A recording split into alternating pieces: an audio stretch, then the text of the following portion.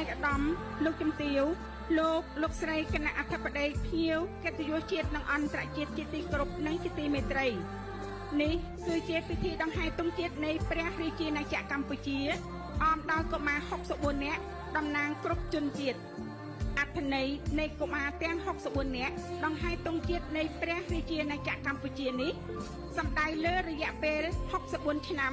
ដែលកម្ពុជារងចាំក្នុងការធ្វើម្ចាស់ផ្ទះនៃការប្រកួតកីឡាអាស៊ីអាគ្នេយ៍លើកទី32បង្កើតជាប្រវត្តិសាស្ត្រដ៏អស្ចារ្យសម្រាប់ប្រទេសកម្ពុជាកាន់តែមានកិត្តិស័ព្ទល្បីល្បាញ The meaning of the 64 children parading Cambodia's flag refers to the 64 years of Cambodia expecting to be the host of the 32nd Southeast Asian Games, creating a memorable history for the Kingdom of Cambodia to be recognized by the world.